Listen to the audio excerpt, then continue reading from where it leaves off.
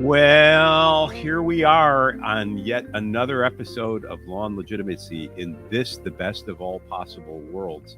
I don't even know where to begin today. So much happened overnight that I feel like I'm on the Titanic and we're going down and we're taking on water, and we may as well name some of the bodies floating off into the horizon. Hey, Fannie Willis, we told you yesterday you should be worried about all the leaks and whether they were going to undermine the fair trial rights of the defendants. And now, according to the New York Sun, you're devastated by video leaks and you're calling for a gag order. Why is it that prosecutors want to charge somebody? They want to release the indictment. They want to haul them into court, presumed innocent. They want to give public statements about how they're going to protect us. And the minute people start talking back, they wet themselves. Ask dependable diaper man Jack Smith, the Jack Sprat who could eat no fat and whose wife could eat no lean. I have no idea about the size of his wife, but I'm so tired of seeing this Inspector Gervais stunned look like, huh? I'm on the hot seat. Jack Smith is asking for a gag order because Donald Trump's been saying mean things about his family. So Smith brings a highly charged political prosecution on the cusp of a presidential election in defiance of norms that have governed this country for 2 centuries plus. And he's a little discomfited that the Donald's got something to say about it. Jack, if you can't take the heat, get out of the kitchen and stop your bitching. You hear me? Jack, if you can't take the heat, get out of the kitchen and stop your bitching. The notion that a judge, a federal judge, is supposed to impose a gag order on a person presumed innocent who you have selected for prosecution, who you have held out to the world to be a criminal, who you intend to put on trial in the middle of his campaign while other people languish in jail cells awaiting their speedy trials, does not entitle you to a pass. It does entitle you to scorn. And you and that knucklehead muppet, Merrick Garland, who's running the Justice Department, both have to get out of the Justice Department because you are bringing it and the nation into disrepute. But I digress. Let me try to be a little sane because some of you think we are from time to time reasonable as opposed to out and out incendiary madmen. I'm feeling incendiary this morning. The First Amendment matters. Speech matters. Jack Smith is saying to the appellate court in argument over gag orders that somehow the administration of justice and seeing to a fair trial requires Donald Trump to be gagged. And that is an application of gag order principles that goes beyond the First Amendment and is rooted in something really called the supervisory powers of the court. And I know a little bit about this from the Alex Jones case. We had a trigger-happy judge named Barbara Bellis in the Jones case, who, after Alex Jones made some remarks about whoever it was that sent him child pornography, and asked the public for assistance locating it, and named as a suspect an adversary, a lawyer on the other side of the case, in the Sandy Hook case, they went to the court, Chris Maddy and his firm, and they asked for sanctions. And Judge Bell, and they asked for an expedited briefing schedule so that this issue could be addressed. And Judge Bellis, quick draw Bellis, said, we don't need a briefing schedule. She just imposed sanctions immediately. We took the case to the Connecticut Supreme Court saying, you can't punish Jones for his speech. Even as a pretrial detainee, he has a right to speak. And on First Amendment grounds, this is prohibited. The Supreme Court never fully addressed the First Amendment issue. It ducked the issue. The Connecticut Supreme Court did. And it upheld her imposition of sanctions on the grounds that the administration of justice required no less. And to protect the integrity of judicial proceedings, sanctions were appropriate. Smith is basically playing the same game that was played in the Sandy Hook case as to Alex Jones, but he's playing it in a forum where the stakes are even higher. You know, it's easy to marginalize Alex Jones as an unhinged conspiracy theorist. That's the book on him among members of the right-thinking public. And they will say the same of Donald Trump. But the poll figures suggest otherwise. We talked last week about recent polling that showed Trump ahead in 5 of the 6 battleground states, beating Joe Biden by as many as 8 points, depending on the state. And in the one state in which Trump was behind, Wisconsin, he was behind by only 2. So Jack Smith wants to silence Donald Trump because he and his family feel discomfited. And he's asking the court to do so on grounds similar to the gag order sought and the sanctions sought in the Alex Jones case, to wit, The administration of justice requires no less. This is core political speech. This is not a conspiracy theorist broadcasting out of Austin, Texas. This is a man running for the highest office in the land. And you cannot silence political speech in this country because somebody's butthurt about it. Because a ambitious prosecutor who decided to try to make history doesn't like the fact that he doesn't get to write that history as well. So I hope the D.C. Circuit Court of Appeals rejects Jack Smith's argument that somehow the administration of justice or fair procedures requires silencing Donald Trump. The fact of the matter is Jack Smith chose the job. Jack Smith chose the prosecution. The Justice Department chose to engage in this fight. And if Donald Trump fights back, I think he's entitled to wage that fight. And that's what the First Amendment is all about. There are already discernible lines in the world that would make it possible for Smith to charge Trump with incitement. He could sue him for defamation. He could even do what the Sandy Hook plaintiffs did. Make up a tort, stochastic terrorism, and say that when he goes online, people are inspired to harass him. You can do all of those things. The courts are open, Jack, but what they're not open to do is to put a gag on people so that you can run them over with the Justice Department and pretend that's fair play. If you can't take the heat, get out of the kitchen and stop your bitching. That's the memo to Jack Smith. Get out of the kitchen and stop your bitching. Now, speaking of bitching, what about Nikki Haley? I mean, this is a woman. Nikki, put on those 5-inch heels, find a short pier, and walk off of it. There's an explosion of anti-Semitism in the United States. That I agree with. And we need to address that. And we'll talk about that soon enough on this podcast. But what we don't need to do is give the government the ability to license speech. That is a form of prior restraint that has never been permitted in the United States. And Nikki, let me quote you. Every person on social media should be verified because of their name, by their name because of national security. Yo, what does that mean, Nikki?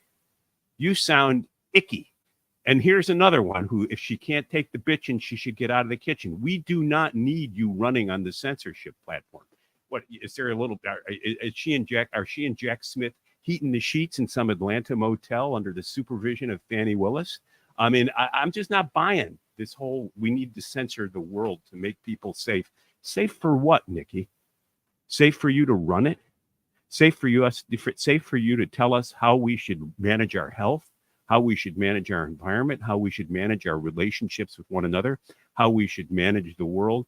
Nikki, if this is a left-handed appeal to the Jewish vote, I hope the Jewish community says, hell no, we're not going where you want to take us. We do not want national registries of any sort because we know where that leads. That leads to something like social utility scoring. That leads to something like saying that favored groups get this, that, and the other thing, and disfavored groups get nothing at all. And that, in my view, is a cancer that needs to be eliminated as quickly as possible. So, Nikki, anonymity online is non-negotiable, right? I'm the first person nor to just mock people online for being anonymous. If one wants to indulge in sort of the ever scrolling timeline that is X or any other social media platform, that's fine. But social media is rife with ad hominems, and most people have thin skin. The only thing, the best thing that you can do to someone who's utilizing ad hominems online or making you feel uncomfortable or whatever it might be is just troll them for being anonymous, right? If you want to use your real name online, that's great. There's nothing to stop you from talking shit to people who are too cowardly to put themselves on the internet. Amazingly, many of the anonymous accounts online are overwhelmingly those that somehow end up with the vaccine emoji in their handle or the Ukrainian flag in their handle or whatever else, right? And they have very strong opinions on things. They're very right about a lot. But those people are entitled to be anonymous. Anonymity in speech is a core fundamental principle. If Nikki Haley got her way and everybody has to be verified by their name in the interest of national security, no, that puts all of us on defense, you dolt. She is one egg short of an omelet on every issue she speaks of. I am not kidding. I think that she is suffering from severely low IQ. I can't believe that she has any donor class that believes that she could be on the national stage or represent the country's interests geopolitically in any way better than the current administration is. I'm done on that. But I mean, She's definitely better than Kamala Harris. Wouldn't you agree? Is she though? Is she though? Really? Seriously? Hey, like too bad. I'm sensing a certain misogyny here. Are you suggesting that we've had enough of self-righteous women in politics? Like, are you going to open that door and walk through it, you misogynist? To quote the great Adam Townsend, "What's up with you white women?" Right? And that would include Fannie Willis. Yeah, I absolutely. just think, you know, Fannie's got a problem, and she's got a leak in her office, and that's up to her to control it. The law provides traditional tools for dealing with that. The leaks of these proffer sessions, we talked about one with Jenna Ellis yesterday, will have a catastrophic effect on the jury pool. It's her responsibility to assure that there not be prejudicial pretrial leaks. If her office can't control the information at its disposal, it ought not to be permitted to use the courts to submit people to trials with tainted jury pools. Hey, you know, while we're on the topic of Icky Nicky and Fat Fanny, let's go to Governor Hochul. Here's another one. I got 99 problems and a what ain't one. You know, we've been surveilling you online, and you've been bad. Social media activity to compel enforcement of criminal statutes. What's up with that? Yeah, I'm just going to play this about minute-long video for everybody, and we can address things from there. This was posted just a couple of days ago by an account on X, and this is a press conference with the governor of New York. I am woman, hear me roar, says Dawn. I've been waiting for you to chime in. Look, you might be a woman, but you haven't given in to the estrogen syndrome. And that is the notion that somehow, if you're a male, you've got poisoning. You can take your anti-testosterone pill. Take 2 Endidol in the morning, and you'll wake up mellow and calm, just like me. Let's hear. Let's hear from the wise one, Hochul. Also, we're very focused on the data we're collecting from surveillance efforts. Oh, take an antidepressant. Social media platforms, and we have launched an effort. She's sucking the air out of the room. Counter some of the negativity and reach out to people. Have you looked in a mirror lately, Miss Negativity? Being spoken about on online platforms. Our media analysis, our social media analysis unit has ramped up its monitoring of sites to catch incitement to violence, direct threats. They have a social media analysis unit. Anyway, here we go. Think about that. Oh, here, I want you to read this to see if we should all be this considered. Is in response to our desire, our strong commitment. Read the teleprompter, babe. New Yorkers be safe, but they also feel safe. I am woman, hear me bark. Personal security is about everything for them. As I said, no one walking down the street or in the subway. They feel they have to hide. Hide, yeah, find. Any indications of what their religious beliefs are. We expect to see people celebrating their lives, walking about freely. And that is no longer the case because people are living in fear. They have a right to do whatever they want here in the state of New York. Oh, they do? Well, maybe we should kidnap a few. Amazing. Hold people hostage and stick them under a hospital and dare you to do something about it, Governor Hochul. You know, I don't. I need to stop with the sarcasm. Censorship is a real problem. The world is coming unglued right now, and it's all of a piece. And we don't have the answer, but we're trying to diagnose the signs and symbols of it. And I think fear is an appropriate reaction to reading the daily paper as we watch settled norms and expectations be driven into the ground. But I think that responding in fear by giving the government more power to police us is exactly the wrong response, because there is, as we've said here 1,001 times before, there is no mob quite so terrifying as a self-righteous mob. And you give that mob government, guns, and power, and there's always going to be a scapegoat. And that scapegoat's going to be blamed for everything. It's the way of all flesh. And the beauty of Western pluralism is a sense of fallibility and respect for others. Now, having said that, I think that the Western experiment is on the verge of collapse, because tolerance, a commitment to fallibility and respect for others, never was supposed to mean the cherishing of diversity for diversity's sake, or of difference for difference sake. There are outer limits to what is tolerable there are outer limits to what is acceptable in a civilized society. And those in a society that has a robust sense of legitimacy, there is a core common belief about what's right and what those boundaries are. You can argue about the margins. You can argue about what to do about lapses. You can argue about whether to include this, that, and the other thing. But there are certain things that are just beyond the pale. And in my view, among them are kidnapping children, kidnapping grandmothers, holding them hostages, raping people as a political statement, and then holding hostages in tunnels beneath civilized areas and whining to the world, they're attacking the civilians. Israel, Hamas, there is a war. And why there has not been a call for war crimes prosecution as to the Hamas leadership is a mystery to me. Why instead we have people saying Israel should stand down is a mystery to me. There's a simple solution to the conflict in the Gaza Strip right now. Release the hostages, and then we can talk.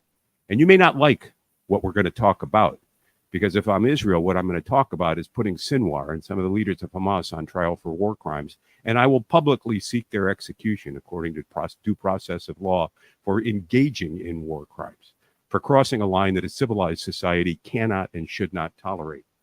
But say that in this country, and you might be accused of Islamophobia.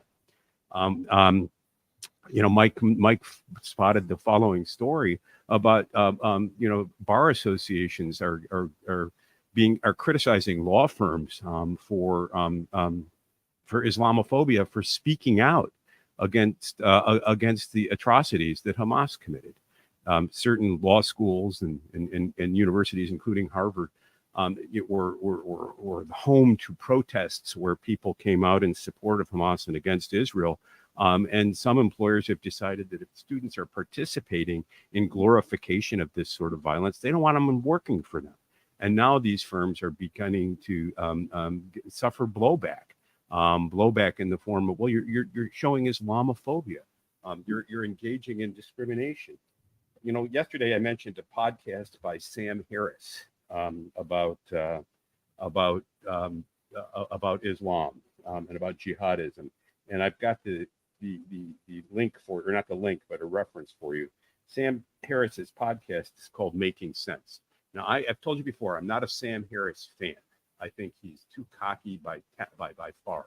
His quick embrace of agnosticism or atheism begs the larger questions that religions poses and suggests that because though there aren't easy answers, the questions themselves are meaningless.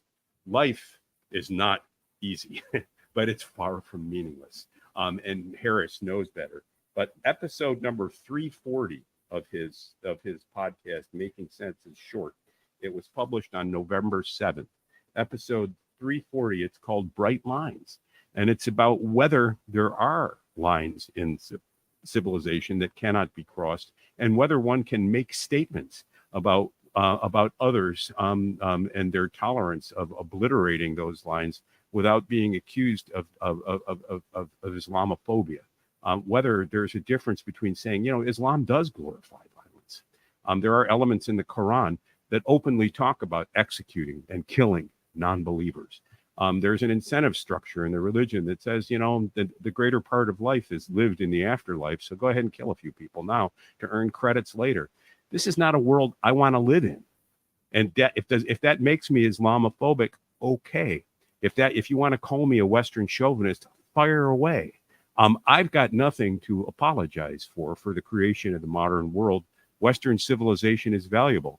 And if you think I'm full of hot air about that, ask yourself how many Muslims, how many Islamic folks have come to the West looking for a better life? The answer is a lot. How many Westerners have migrated to an Islamic country looking for a better life? I'm unaware of any. And so, let's not pretend for a moment that there is a clash of fundamental values at stake in the world, and that the Palestinian mantra, the Gazans are poor victims. They are victims, but they're victims of Hamas right now. Hamas is hiding behind civilians and daring the world to say something about it, and nobody will. Instead, we criticize Israel for defending itself.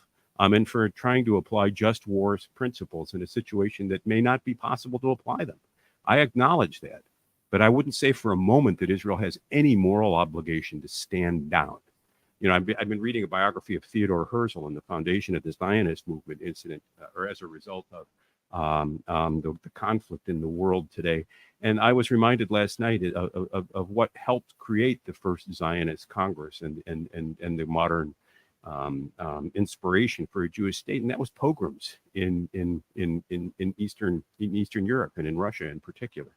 The wholesale slaughter of people because of their faith, because of their ethnicity, because they were Jews, the rape of children, the beating to death of people, the destruction of property. And as I read that, I thought I was reading a New York Times piece on what Gaza did in Israel on October 7th, 2023. And so I will not for a moment retreat 1 inch from my support for Israel in its struggle against Hamas, because I think the struggle against Hamas and Hamas's atrocities in October is a struggle for the values of Western civilization. And that civilization is fundamentally Judeo-Christian in origin. And you can argue, Sam Harris can argue about that till his teeth fall out. It's still true.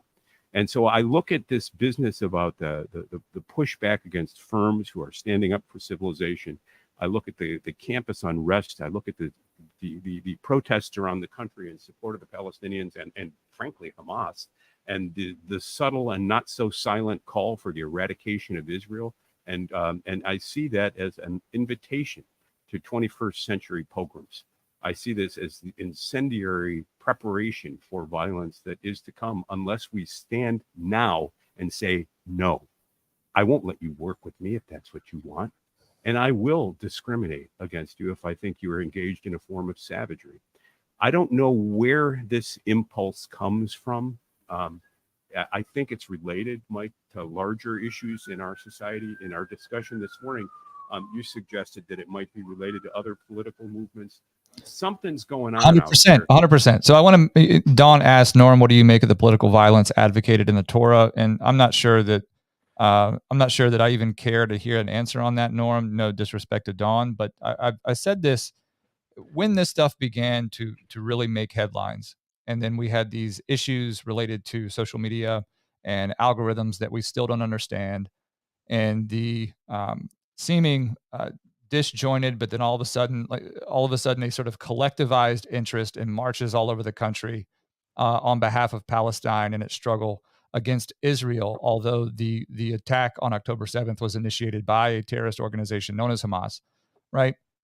All of a sudden, we have been just lulled to sleep into this broader struggle of anti-Semitism versus Islamophobia. And where we started on this was Palestine and Israel in particular struggling against Hamas. Now, I've attempted in the last week and a half to find sources of information that would give me a better historical perspective on the region itself, right? In an effort to understand better the nuanced issues of that particular region of the Middle East. But it seems now, Norm, like one thing is clear to me from that, and it is that the Middle East, in particular the Arab countries in the Middle East, do not have a galvanized presence historically in the region, right? Their styles of governance, the alliances, the distinctive features between the various peoples, whether you're looking at any of the countries surrounding Palestine that are Arab or not. But all of a sudden, the issue as it strikes here domestically in America, which I was talking about, Norm, was my fear was that this would metastasize into our domestic life on our campuses, in our cities, etc. It has now become a branding war about religion. It's a broad, in other words, the Arab interests in the Middle East, which have been pluralistic and largely independent of one another, have somehow coalesced into a monolith in America. And so instead of this being a pro-Palestine movement, the open letter being penned to law firm leaders all over the country by the American Muslim Bar Association and the National Association of Muslim Lawyers, and then several other regional bar associations, anything related to Palestine is last on the list to Islamophobia and anti-Arab sentiment. This is no longer about the war that is ongoing right now. This is about a struggle for power in the United States, no different from BLM. On both sides, I want to be very clear. My issue is 100% that the trust that our Constitution requires for a self-governing people, for a constitutional republic, the trust and posterity required no longer exists. No one trusts each other. But somehow we are so stupid as to not even notice when a sleight of hand and branding occurs right in front of our faces. We are so conditioned into consumerism that we just accept the product coming downstream from mainstream media, whatever these movements are, to be some sense of the truth of the matter asserted. And that's no longer the case. It hasn't been the case for any major story in the last 5 to 7 years. Pick it. Russiagate. Pick it. Whatever you want to talk about. COVID. It doesn't matter. I mean, think about Black Lives Matter. Think about George Floyd. How did his family become a multimillionaire? I mean, here are the facts in the George Floyd case. Police respond to a call, guy passing a counterfeit bill. They arrive. They see a guy meeting the description. They try to question him. He's strung out on fentanyl and everything else. They place him into custody while they try to question him. He's openly resistant and freaking out. He's in handcuffs. They place him in the back of the cruiser. He's chanting, "I can't breathe, I can't breathe, I can't breathe." They can't get to him. They want to question him. They have a legitimate basis for a brief detention because he's a suspect in a crime. He squiggles and worms his way out of the car. They subdue him with techniques they're taught to use, and he dies. Now, could the officer, Chauvin, have used better technique? Yes. Should he have been exposed to criminal prosecution? I'm not so sure about that. But the fact of the matter is, he was known as a killer. He victimized George Floyd because of Floyd's race. And this was a result of systemic racism. And therefore, we had to defund the police, make Floyd into a national hero, burn a bunch of shit down in a mostly peaceful summer, and demonize law enforcement and quote unquote, the white supremacists that it supports. That's a narrative that serves narrow interests in a same way, in the same distorting way that the pro-Palestinian mobs are distorting the interest of the and it's also largely unsolvable to the average person. We again and again and again, it doesn't matter what these movements ultimately are. And right now, the flavor of the month, and I don't mean to, Dawn says criticizing Islam for its roots is unfair in this context. I am not criticizing Islam, and I'm also not criticizing Judaism. I am giving you a perspective that lives outside of this substantive controversy that is just one scene in a larger movie of other scenes. And the flavor of the month right now is this. Our propaganda machine is no longer monolithic. Next month, why is the machine pumping out these divisive narratives? And what is why? I don't know why, but I do know that in the context of this, Norm, we started with several stories, 2 stories in particular. Governor Kathy Hochul of New York talking about chilling speech of people online by use of criminal code enforcement, right? Because they've been surveilling our data. And then we also opened by criticizing Nikki Haley, who also wants everybody to be verified online. What is clear is that both parties right now are trying to assume the levers of control over online activity. And what that says to me is that online discourse is largely uncontrollable. There has been some consensus in back rooms that monopolization of public discourse online is an important way to assume power, to influence certain campaigns and programs and platform issues. And right now, what we have seen over the last several years is the complete unraveling of institutional legitimacy, because they have staked their credibility behind platform issues that were merely a facade. I bring up COVID again. I bring up any sort of election integrity issues again. I bring up federal law enforcement, the prosecution of former President Donald Trump. Any of these things. I bring up BLM and George Floyd. Our institutions have put themselves front and center of all of us on all of our screens, federal, state, and local, and they have largely availed themselves of what they pretended to be the dominating public sentiment, only to be shown a very short time later to have either been stupid or liars or both. Well, let's see where this goes. I'm still. It's a war. It is a war for our digital infrastructure right now. Well, that's all I can say. That's all I can assume from this. And the digital infrastructure is a battle actually for our souls and for our sense of self and our sense of community, our sense of what's right, our sense of righteousness, and our sense of community. I don't want to ignore Dawn's question, because she's a great supporter of the show. Norm, what do you make of the political violence advocated in the Torah?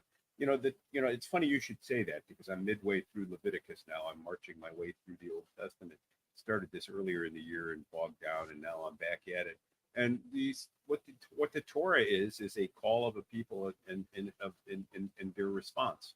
God makes a covenant. He will be their God. He will be their people. But they are required to be obedient. He promised them a land. They went to Canaan and they conquered. And there was violence, and the violence was bilateral, and it went both ways. And there is language in the Old Testament that is shocking to my sensibilities. When you go into a village, destroy it all, every child, every animal, every living thing. I hear you, Dawn. That's ugly talk. I'm not embracing it, but I'm also saying that in a battle for survival, don't let your adversary set the tone, because if you let your adversary set the tone, you'll go extinct. And so in the context of the Old Testament world, there weren't laws of war, there weren't international conventions, there weren't moral philosophers. There was a tribal ethos that was often ugly. I don't think I hear God saying to anybody today, go out and destroy your adversaries. I hear people saying that God told them to do that.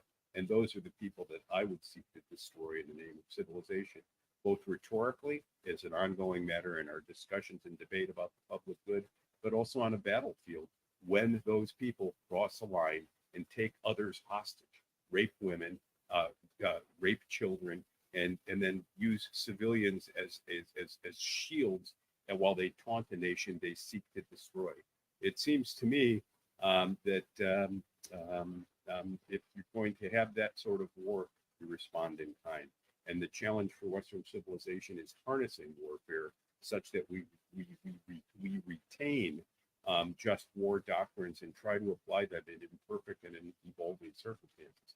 I think that the war in the Middle East is simply a snapshot of a battleground that is evolving throughout the Western world. And I expect 2024 to be an exceptionally violent year in American politics. And I think the challenge for all of us will be to retain our commitment to civility, our commitment to discourse, and our commitment to reasoning together to create a better community. Having said that, I suspect that there will be folks who will cross a line that at least I and some of you will find intolerable. And what do you do when that line gets crossed? Do you take it in the name of a misplaced sense of civility where I must tolerate everything? Or do you say with Martin Luther, as he did when he tacked the 95 pieces onto the door of the Wittenberg Castle, here I stand, I can do no other. My view is we're at a tipping point in the 21st century, and there is a war for the soul of Western civilization. And my view and my commitment is to fight for the civilization because I think it's the best thing going. And I don't make any apologies for it. So, we covered a lot of ground today, Mike. We talked around the edges of a lot of things. I'm not sure. You talk so far away from the mic in that last part. Now I've got beef with you. Well, I'm in trouble. I talked too far away from the mic. Sorry about that. Yeah. I didn't want to get out of here, Norm, without us at least acknowledging another instance of a judge faced with the Section 3 of the 14th Amendment issue regarding Trump appearing on a ballot. Now, again, as with Minnesota, this is a primary ballot issue. And so color me skeptical. I think that with respect to Michigan, Minnesota, we have Colorado coming down the pike. If these judges are going to continue punting on the issue that people really want to know about, that these parties really care about, we don't care about him appearing on the primary ballot. Nobody cares about that. Stop being cowards. Get to the issue. Make a decision. Because what this is setting up, Norm, is a complete distrust nationwide in the judiciary to hold up its end of the bargain here. Yeah, no, I hear you. I hadn't read the Michigan decision yet. Did it break more or less in the if Colorado anybody has way? been able to find an order, I found the case in the Michigan Court of Claims, found the case title number. I can't find, and this is what annoys the hell out of me. Every media outlet will copy and run over itself to say what a judge ruled, but not a single one of you media outlets will put a case number or a citation. You won't even give a case caption, party names. You won't even say what jurisdiction it's in, what court it's in. You'll just say some judge said something. Give people the ability to go and access the documents, or at least point them in that direction.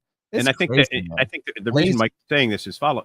We did track down the Colorado ruling, and the Minnesota one. Yeah. We did track down the Minnesota ruling, and what Minnesota said was that in the context of a primary, that's largely an internal party event, and state can't keep people off the ballot, and it punted for a later day what to do in the general election. Based on the story we're reading in KSL.com, Michigan appears to have followed suit, but we don't know that. And I think the point Mike is trying to make is the broader question of legitimacy is left unaddressed, and now it won't be addressed until during a heated presidential campaign, leaving open a question about whether state officials can keep a presidential campaign that a party has selected off the ballot because, in the judgment of a state official, Trump engaged in insurrection in the absence of any judicial finding that he had.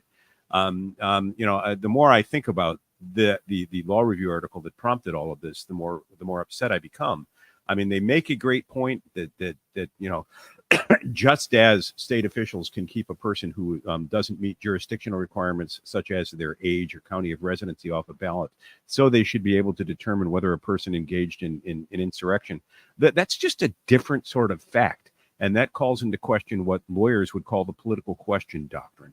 At what point does a public official's action, an elected public official in office, become an insurrection?